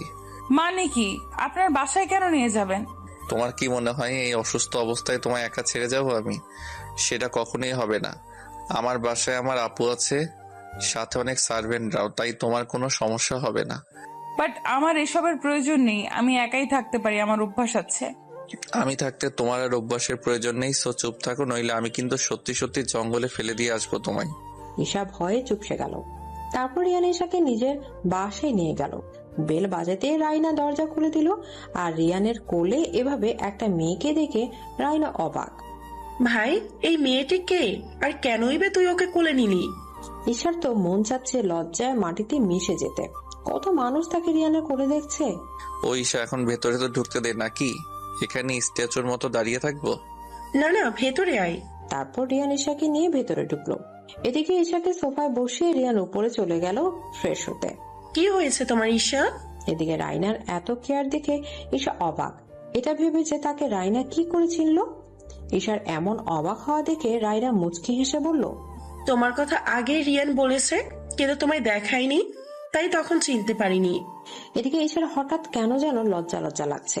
তারপর লজ্জা মাখা ফেস নিয়ে বলল, ও হয়েছে, আর লজ্জা পেতে হবে না। এর মধ্যে রিয়ান চলে আসলো আর ঈশাকে আবার কোলে দিল নিল। এতে ঈশা আরো অনেকটা লজ্জা পায় আর ফিসফিস করে বলে, এই কি করছেন কি? নামান আমাকে, আপু আছে তো। এদিকে রিয়ান চোখ গরম করে ঈশার দিকে তাকালো। এতে ঈশা আবার চুপ হয়ে যায়। বাবা, বউয়ের প্রতি এত কেয়ারিং। তা তো অবশ্যই, তোর কি? আমার কিছুই না বলে রাইনা কিচেনে চলে গেল আর রিয়ান ঈশাকে উপরে নিজের রুমে নিয়ে গেল। ঈশার কেন জানি না রিয়ানকে আজ খুব ভালো লাগছে। আচ্ছা, আজ ওনাকে এতটা কেন ভালো লাগছে? আমি কি তাহলে ওনার প্রেমে পড়লাম? এটা ভেবেই ঈশা মুচকি হাসলো। রিয়ান ঈশার দিকে তাকিয়ে দেখে ঈশা হাসছে, কিন্তু রিয়ান ঈশার হাসির কারণ খুঁজে পেল না। কি হলো, এইভাবে হাসছো কেন? না কিছু না। ও তুমি বসো, আমি তোমার জন্য খাবার নিয়ে আসছি। আচ্ছা। তারপর রিয়ান চলে গেল আর ঈশা নিজের ফোন নিয়ে একজন অফিসারকে কল দিল। ইয়েস ম্যাম, আপনি কি এখন সুস্থ? হ্যাঁ, এখন একটা কথা বলুন, আমি বাসায় পৌঁছালাম কি করে? আসলে ম্যাম, আপনি তদন্ত করতেই হঠাৎ সিঙ্কলেস হয়ে যান, তাই আমরা ধরাধরি করে আপনাকে আপনার বাসায় পৌঁছে দিয়ে আসি। ও আচ্ছা, তা কাজ কত দূর? হ্যাঁ ম্যাম, মোটামুটি ভালোই। আর জানা গেছে বদলোকটি গুলিতেই মারা যায়। সেটা আমিও জানি, অন্য নিউজ বলুন। এই রক্তের ডিএনএ আর মিস্টার মিজানের ডিএনএ কি ম্যাচ করেছে? নো ম্যাম, সেই রক্তটি অন্য কারো, হয়তো খনির। তবে হ্যাঁ, জানা গেছে মিস্টার মিজান মারা যাওয়ার পূর্বে খনিটার সাথে যথাযথ করেছে নিজেকে বাঁচানোর জন্য। ও আচ্ছা, আমি সুস্থ হলে আসার চেষ্টা করব। Okay ma'am. আচ্ছা, এখন রাখছি। এদিকে ঈশা ফোন রাখতেই দেখলো রিয়ান ঈশার দিকে খাবার নিয়ে তাকিয়ে আছে। ঈশা ভেতরে ভেতরে ভয়ে শেষ। এটা ভেবে যে রিয়ান কিছু শুনে ফেলেনি তো। কার সাথে কথা বলছিলে? ও, রাতে কো ফোন করেছিল, তার সাথেই কথা বলছিলাম। ও। রিয়ানের কেন যেন মনে হচ্ছে ঈশা তার থেকে কিছু একটা লুকোচ্ছে, কিন্তু কি সেটা সে বুঝতে পারছে না। ওকে এখন খেয়ে নাও তো। আচ্ছা দিন। ঈশা নিজের হাতে খেতে চাইলে রিয়ান কেড়ে নিয়ে বলে, না আমি খাইয়ে দিব, সো চুপচাপ থাকো। কিন্তু আবার ঈশার কিছু বলল না। রিয়ান নিজের হাতে খুব যত্নে ঈশাকে খাইয়ে দিল। আচ্ছা, আপনার বাবা বা মাকে যে দেখছি না? আমার মা নেই আর বাবা। ও ক্ষমা করবেন, কিন্তু আপনার বাবা? উনি অন্য দেশে থাকেন আর তার সেকেন্ড ওয়াইফকে নিয়ে। সরি, আপনাকে এভাবে জিজ্ঞেস করা উচিত হয়নি। 2 দিন পর তো এমনি আমার বউ হবা, এতে প্রশ্ন করতেই পারো। এদিকে রিয়ানের কথায় ঈশার কিছুই বলল না, চুপচাপ মাথা নিচু করে রইলো। এতে রিয়ান মুচকি হাসলো। এভাবেই চলতে থাকে। ঈশা কয়েকদিনে রিয়ানের মতো এত কেয়ারকে ভালোবেসে ফেলেছে যা প্রকাশই করেনি। ঈশা ফোনে তার টিমকে এটা ওটা করতে বলে, কারণ সে রিয়ানের বাসা থেকে কোনো মতে বের হতে পারবে না। প্রতি জায়গায় সিকিউরিটি আর বডিগার্ড। এমনিতেও ঈশা তার ড্রেসটাও আনেনি যা পরে বের হতে পারবে। হ্যাঁ, ঈশা আন্ডারগ্রাউন্ড এজেন্টস পুলিশের আর সিআইডি অফিসারদের লিডার। ঈশার উপরও একজন বস আছে, তবে তার থেকেও বেশি প্রয়োজন ঈশাকে। ঈশা শুধু একটা কথায় মন দিয়ে ভাবে, মিস্টার মিজানকে যখন ঈশা জিজ্ঞেস করেছিল যে কে তাকে গুলি করেছে, তখন মিস্টার মিজান তাকে বলেছিল যে এই মমটা কে সেটাই বোঝার চেষ্টা করছে। কিছুক্ষণ ভেবেই তাড়াতাড়ি উঠে পড়লো। না, এখানে আর চুপ করে বসে থাকা যায় না, আমাকে এখন যেতেই হবে, যে করেই হোক। বলে ঈশা রেডি হয়ে বেরিয়ে গেল। রুম থেকে বেরোতে দেখলো রাইনা তার রুমের দিকে আসছে। এই কয়েকদিনে খুব ভাব জমেছে রাইনা আর ঈশার। ঈশা রেডি হওয়া দেখে রাইনা জিজ্ঞেস করলো, কি হলো, কোথায় যাচ্ছ? মানে অনেকদিন তো হলো এখানে আসলাম, আমার এখন বাসায় যেতে হবে, আর এমনিতেও আমার ডিউটি আছে। তুমি এখানেই থাকবে ব্যাস? কিন্তু আপু একটু বোঝেন, আমার যেতেই হবে। বললাম না কোথাও যেতে পারবে না। ওকে, এখানে থাকবো, কিন্তু আমার পুরনো বাসাটাকেও যে ছাড়তে পারছি না। বাবার সাথে কত স্মৃতি জড়িয়ে আছে বাড়িটার। ও আচ্ছা আচ্ছা, তো যাও, সমস্যা কোথায়? আচ্ছা বলেই যেতে নিল। অমনি বলল, আমাদের গার্ড তোমায় পৌঁছে দিয়ে আসবে। ঠিক আছে, তাই হবে। তারপর রিয়ানদের এক গাড়িতে করে ঈশাকে তার বাসায় পৌঁছে দিয়ে আসলো। ঈশা বাসায় পৌঁছতে তার পোশাক পরে আন্ডারগ্রাউন্ড দিয়ে গাড়ি নিয়ে বেরিয়ে পড়লো। ঈশা আবার সেই জায়গায় আসলো আর রাত পর্যন্ত অপেক্ষা করতে লাগলো। অপেক্ষা করতে করতে এক পর্যায়ে দেখলো একটা ছেলে ড্রিঙ্ক করতে করতে আসছে আর কি সব প্রলাপ বকছে। ঈশা দ্রুত তার টিমকে ডাকলো ফোন করে। তারাও কিছুক্ষণের মধ্যে এসে ছেলেটাকে পাকড়া করলো। তারপর ঈশা ধীরে ধীরে বেরিয়ে আসলো। কি হচ্ছে কি? কে আপনারা? আর আমাকে কেন ধরে রেখেছেন? খুন করে বলছিস আমি কিছু করিনি? মানে খুন? কিন্তু কে করেছে? চুপ, নিজেকে কি মনে করেছিস, খুব ইনোসেন্ট? আরে আমি বা কিছু করিনি। আচ্ছা মানলাম তুই কিছু করিসনি, কিন্তু তুই এত তোতলাচ্ছিস কেন? আমি সত্যি কিছু জানি না, বিশ্বাস করেন। চুপ, এখন নাম বল। মারুফ। এই রক্তের ডিএনএ আর ওই রক্তের ডিএনএ ম্যাচ করো, গিয়ে যাও। ওকে ম্যাম, এই চল। বলেই টেনে নিয়ে যেতে লাগলো আর মারুফ বারবার বলতে লাগলো, ম্যাম আমি কিছু করিনি, আমার কোনো দোষ নেই। ঈশা একটা দীর্ঘশ্বাস নিয়ে যেই পেছনে ঘুরলো, সাথে সাথে চমকে উঠলো আর অবাকও, কারণ পিছে রিয়ান দাঁড়িয়ে আছে। ঈশা নিজের ক্যাপটা খুলে কাপা কাপা গলায় বলতে লাগলো, আপনি এখানে কি করছেন? সেটা তো আমার তোমাকে জিজ্ঞেস করার কথা, কে তুমি? আমি তো তো ঈশা কি হয়েছে? আমি জানি তুমি ঈশা, তোমার আসল পরিচয় জানতে চেয়েছি। ড্যামিট। এদিকে রিয়ানের চিৎকারে ঈশা ভয়ে কেঁপে উঠল। ঈশার সাথে রিয়ান চিল্লিয়ে কথা বলছে দেখে দুজন অফিসার এসে বলতে লাগলো, মিস্টার হার্স, আপনার সাহস কি করে হয় আমাদের বসের সাথে এভাবে জোর গলায় কথা বলার? এদিকে আর কিছু বলতে নিলে ঈশা ইশারা থামিয়ে দেয়, বলে এখান থেকে চলে যেতে।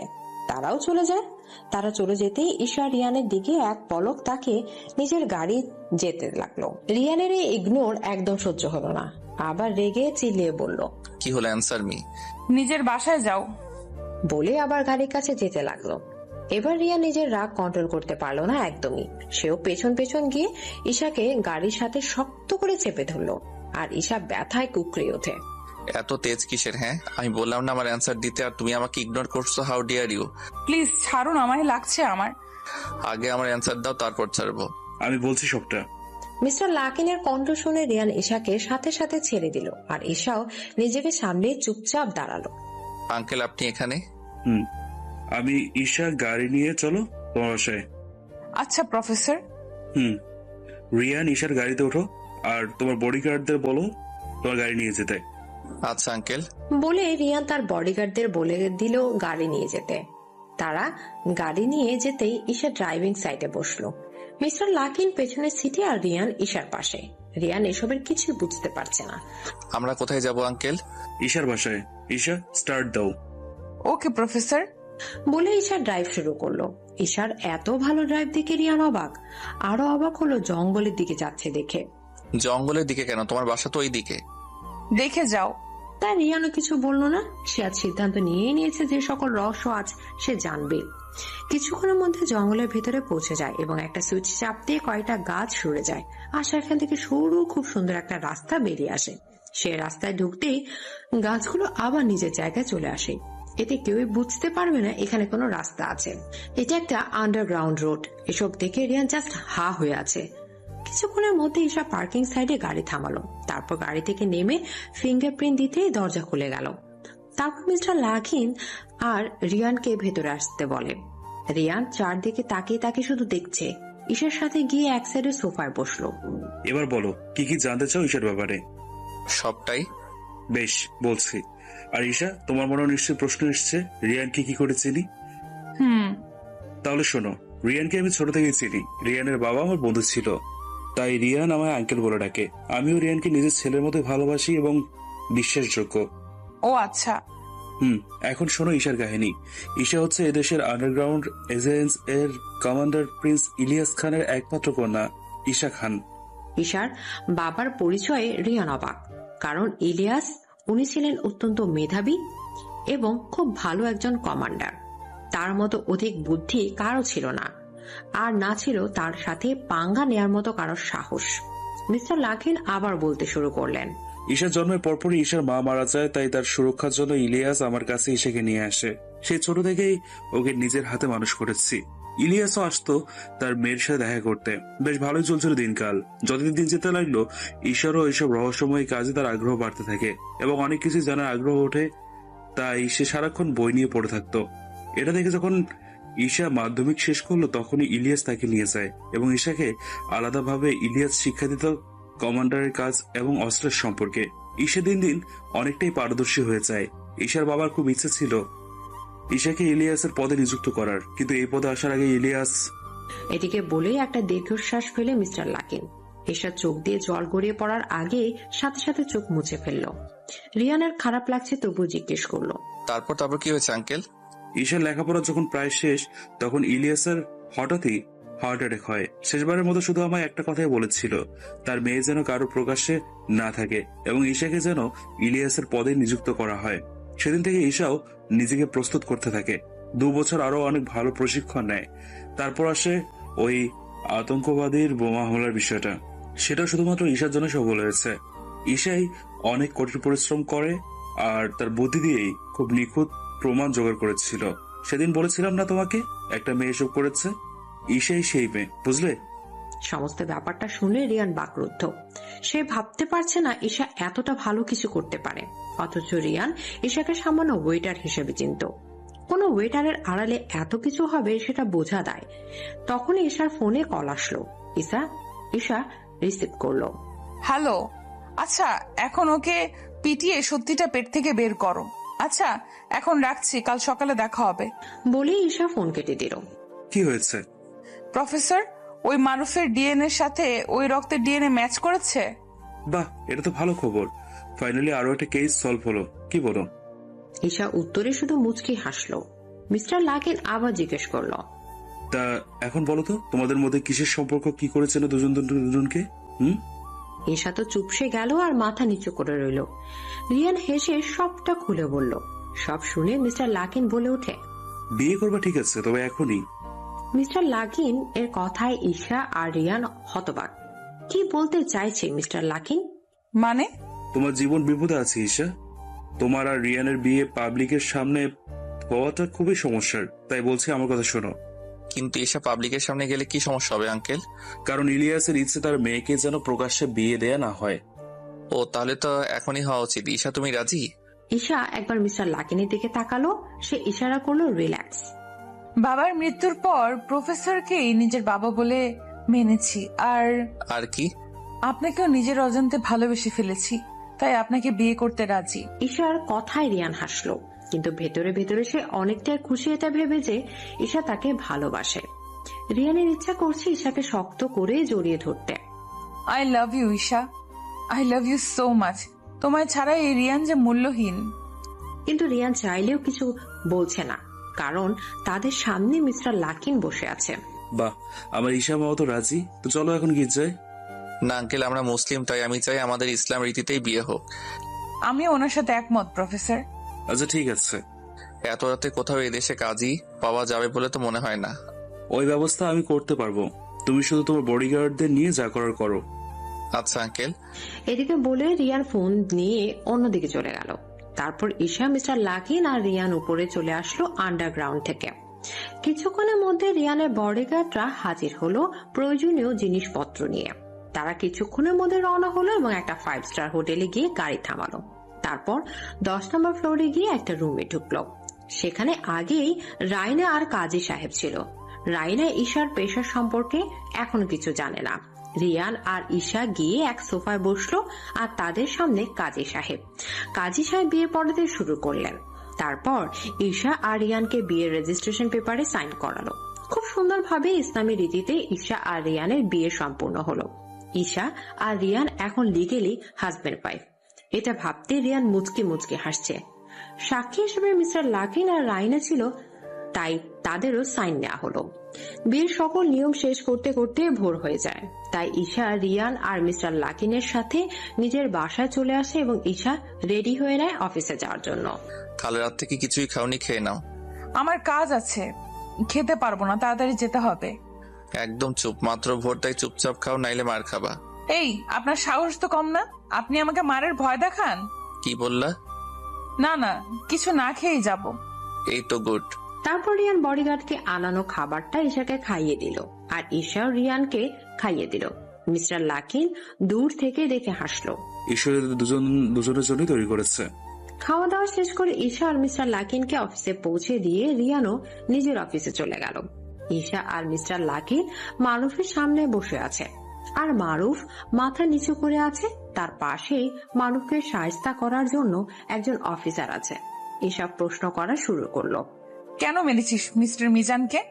উনি আমার কলেজে স্যার ছিল, আগে থেকে আমাকে দেখতে পারতো না, অনেক বাজে কথা শোনাতো, যেখানে সেখানে অপদস্থ করতো, কিন্তু আমি কিছু বলতাম না। হাজার রাগ থাকলেও আমার ড্রাগসের নেশা ছিল, সেটা আমার স্যার জেনে যায়, তাই আমাকে পুলিশের কাছে দৌড়িয়ে দেওয়ার জন্য সবসময় ফলো করতো। আমি এসবের কিছু জানতাম না।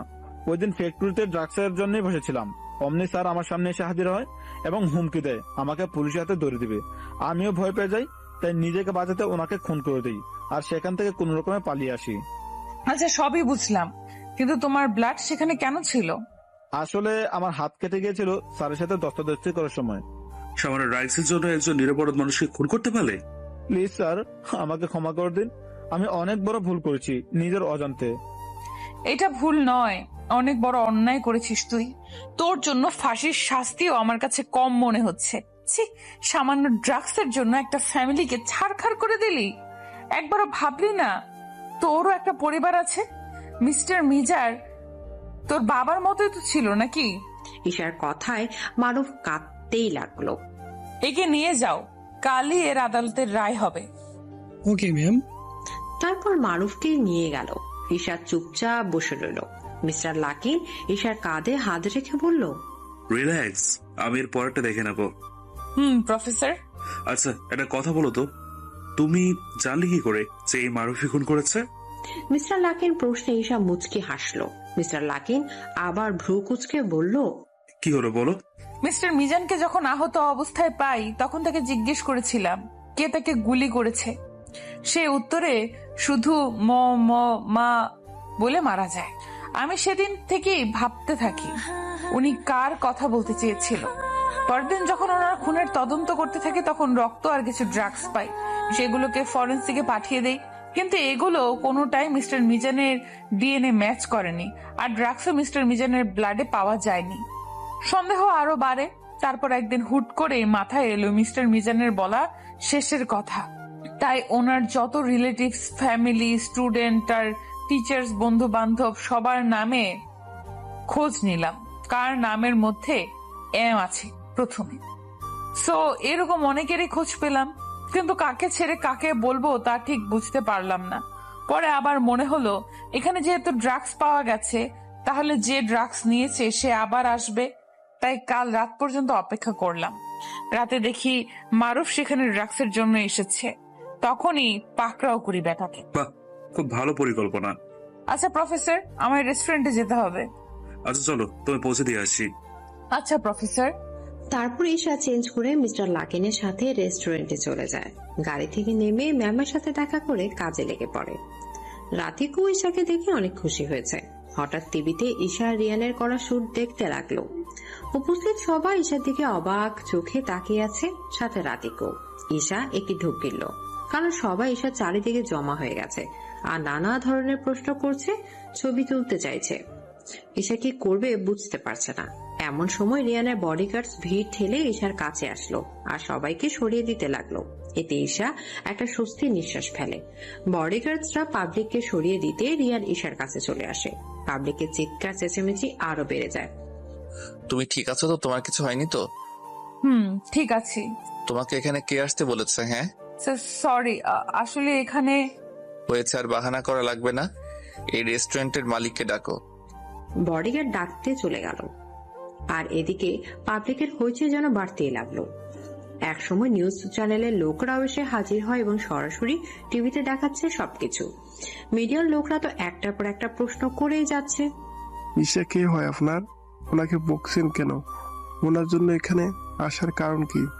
কিন্তু রিয়ান এর সব উত্তর দেওয়ার প্রয়োজন মনে করছে না। এক পর্যায়ে অনেক বিরক্তি আর রাগী হয়ে বলল, she is my wife and I save her. Any problem? Riyan married. এটা শুনে সবাই অবাক। শুরু হলো আরো হাজার দফা প্রশ্ন। ঈশার এসব জাস্ট বিরক্ত লাগছে। এমন সময় ম্যাম আসলো। ইয়েস স্যার, কিছু বলবেন? ঈশা আর এখানে কাজ করবে না। কিন্তু কেন স্যার? আমার ওয়াইফের এই ধরনের জব করার দরকার মনে করছি না। হোয়াট? ঈশা আপনার ওয়াইফ? এখন আমরা আসছি বলে ঈশার হাত ধরে বেরিয়ে আসলো। এই পুরোটুকুই সব জায়গায় ছড়িয়ে গেল। ঈশা রিয়ানের বাসায় আছে। বাসায় আসার পর থেকে টানা 10 দিন ঈশা একটা কথাও বলছে না। রিয়ানের সাথে মুখ ভার করে বসে আছে, খাচ্ছেও না ঠিক মতো। এই প্রবলেম কি তোমার? এমন করছো কেন আমার সাথে? কথা বলবেন না আমার সাথে বলে যে রিয়ানের সামনে থেকে উঠতে নেবে, রিয়ান রেগে ঈশার হাত ধরে হেঁচকা টান দিলে। তবে এতে ঈশা রিয়ানের বুকে গিয়ে পড়ে। রিয়ানের কাণ্ডে ঈশা অনেকটা অবাক, তবু ছাড়ানোর চেষ্টা করতে লাগলো। করছেনটা কি? ছাড়ুন আমায়। আমার বউকে ধরলে তোমার এত অসুবিধা হয় কেন বলো তো? Are you jealous? ফালতু কথা কম বলেন আর ছাড়ুন আমায়। আচ্ছা ছাড়বো, তার আগে একটা পাপ্পা দাও। আমার বইয়েই গেছে দিতে, ছাড়ুন। ওকে আমি নিয়ে নিচ্ছি বলে রিয়া নিজের ঠোঁট দুটো দিয়ে ঈশার ঠোঁট দুটো আঁকড়ে ধরলো। ঈশার চোখ দুটো রসগোল্লার মতো হয়ে গেল। তারপর ছড়ানো বৃথা চেষ্টা করতে লাগলো। প্রায় অনেকক্ষণ পর রিয়ান ঈশাকে ছাড়ালো। এবার বলো তোমার প্রবলেম কি? কেন আমার সাথে কথা বলছো না? তাড়াতাড়ি বলো, নইলে আবার। না বলছি। এই তো গুড, তাড়াতাড়ি। তখন আপনি ওয়েটারদের অসম্মান দিয়ে কথা বলছিলেন, তাই কাজ ছোট হোক বা বড়, মানুষের ভালোর জন্য তো করে, তাই না? তাই এইভাবে অসম্মান করা মোটেও উচিত না। ওরাও মানুষ, সেটা ভুলে যান। আর আমি নিজেই তো ওয়েটার ছিলাম। তো আচ্ছা বাবা, ভুল হয়েছে, এবার তো কথা বলো। শাস্তি পেতে হবে। আবার কি শাস্তি? কান ধরে উঠবস। হোয়াট? মিস্টার রিয়ান হার্শ, যা বলছি করুন। আমি কিন্তু কমান্ডার, চাইলে আপনাকে সবকিছু করতে পারি, এমনকি আপনার কোম্পানিকেই নিজের করতে পারবো। যথাজ্ঞা ম্যাডাম। যদি আমার কোম্পানি চলে যায় তাহলে এমন শুকনো কাঠ বউটাকে কি খাওয়াবো? কি বললেন? আমি শুকনো কাঠ? তা নয় তো কি। দাঁড়ান, দেখাচ্ছি মজা। বলে ঈশা রিয়ানের পিছু ছুটতে শুরু করলো। পুরো বাড়ি দৌড়ালো। পরে রুমে এসে বালিশ নিয়ে টানাটানি শুরু হয়ে যায়। ফলে সব তুলোগুলো দিয়ে পুরো রুম ভরে গেল। ঈশা রিয়ানকে ধাক্কা দিয়ে তুলোতে ফেলে দিল আর খিলখিল করে হাসতে লাগলো। আমাকে রাগানোর শাস্তি এটাই, বলেই হাসতে লাগলো ঈশা। আর রিয়ান কিছুটা বলে উঠলো, আমাকে রাগানোর শাস্তিও তোমায় দেখাচ্ছি। বলে ঈশাকে টেনে ফেলে দিল। আজ দুইজন খুব খুশি। হাসতে হাসতে একজন আরেকজনের দিকে তুলো ছুটছে। এর মধ্যে রাইনা এসে রুমের অবস্থা দেখে অবাক। এই তোরা কি বাচ্চা? এই কি অবস্থা করেছিস রুমের? ফাসলামোর একটা সীমা থাকা উচিত। ও তাই নাকি? বলেই রাইনাকে এনে তুলোর বিছানায় ফেললো। রিয়ান আর ঈশা তো হাসতে হাসতে শেষ, রাইনা তো রেগে মেগে শেষ। এই চলছে তাদের জীবন। ঈশা এখন একজন মডেল হিসেবে পরিচিত, তবে রিয়ান ঈশাকে তেমন করতে দেয় না, আর নিজেও খুব কম করে। করলো ঈশাকে নিয়ে করে। আর ঈশার তো ডিটেকটিভ আছেই, আর রিয়ানের অফিস। ব্যস্ততার মাঝেও তাদের দুজনের ভালোবাসা এক ফোঁটা কমেনি। হাজারো ব্যস্ততা থাকলেও দুজন দুজনকে বিভিন্ন কাজে হেল্প করে এসেছে। এর মাঝে ঈশা প্রেগনেন্ট হয়। খবরটা শুনে রিয়ানকে যে কি খুশি ভাষায় প্রকাশ করার মতো না। 5 বছর পর। হে পাপ্পা, জানো আমি ওত মাম্মামে মুতু কোলে মডেল ছেতেছি। কামি তো আমার আতুংকুলা পুতুংটা কুলেতে। বাহ, আমার আম্মুটা তো দেখছি খুব জিনিয়াস। ও আত্তা পাপ্পা, মাম্মা এখনই আতেনি তেনু। কিছুক্ষণের মধ্যে চলে আসবে সোনা। এই তো আমি মাম্মামের কাছে চলে এসেছি। ঈশাকে দেখে ইফা রিয়ানকে ছেড়ে ঈশাকে শক্ত করে জড়িয়ে ধরলো। তুমি খুব পসা, আমালে তেলে কোথায় যাও? কত মিট কলি তোমালে দানো। মিস ইউ টু সোনা। এই দেখো আমি চলে এসেছি। ঠিক আছে ঠিক আছে।